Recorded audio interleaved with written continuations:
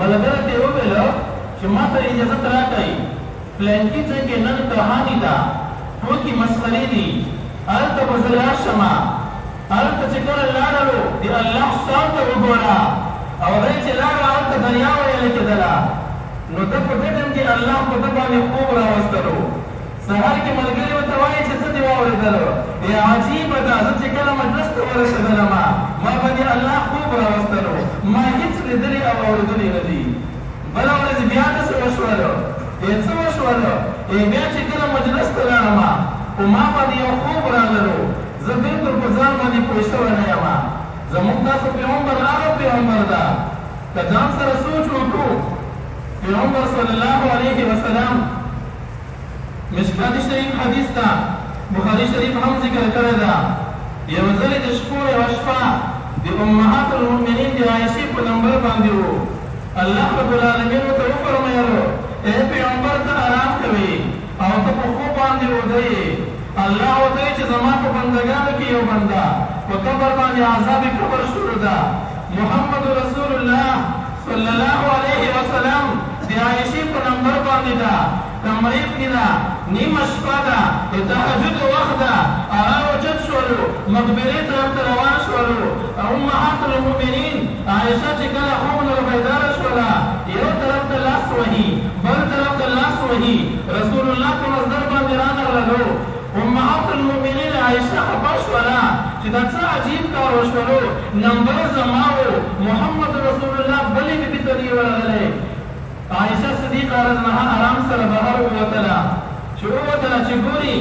محمد رسول الله د مقبرې نه یو د قرآن کریم آواز راځي د سورة الملک تلاوت کېږي تبارک الذي بيده الملک وهو على كل شيء قدير آواز یې واورېدلو عایشه راغله په خپل ځای باندې بیا آرام کوي په دې آن کې محمد رسول الله تشریف اوري وکړله هغه چې داخل شولو عایشه ساه ساکېدله رسول الله ته فرمایي ای عایشې ولې ساه ساکېږي د الله نبي که حال وایم په ټیک ده او که نه یې وایم تا ته جبریل علیه السلام حال وایي زه لږ خفه شولم چې لمبر زما ورته بهر ته لاړلې ای عایشې ما ته الله وویله چې د آرام د خوب نه اوچت شه په دې قبر باندې عذاب قبر شروع د هلته راشه او زه چې لاړم ما سورة ملک تبارک الذي بيده الملک تلاوت شروع کړلو هغې اختتام سره الله د قبر نه عذاب قبر اوچت کړو زموږ تاسو پیغمبر محمد رسول الله صلی الله علیه وسلم د امت لپاره څومره غمخوار او څومره فکرمند و ځان فکر نه و ورسره موږ تاسو د امت څومره فکر ورسره و او نن موږ تاسو د دې پیغمبر سره څومره جفا کوو د دې پیغمبر په اقوالو باندې رنګین نه یو افعالو باندې رنګین نه یو احوالو باندې رنګین نه یو د هغه په طریقې باندې روان نه یو محمد رسول الله صلی الله علیه وسلم شام ته لاړلو خدیجة الکبرا مزلفتن هغه پیسې ورکړې وې میسره ورسره ده هغه پکې لږ خرید او فروخت وکړلو هغه دوکاندار ته وایي چې ته په الله ته رضا باندې قسم وکړه زما ته پیغمبر محمد رسول الله ورته خاندي ورته وایي چې ای دوکانداره د الله ته د رضا نه خو زه ډېر بېزاره یم هغه چې په کوم ځای کې وي هغه چې زه ډېر لوی په سفر باندې اوږده لاره بدلوم هغه ټایم کې هغه دوکاندار ته وایي زه ګواهي ورکوم اشهد انک رسول الله زه ګواهي ورکوم چې د الله استازی عزتمندو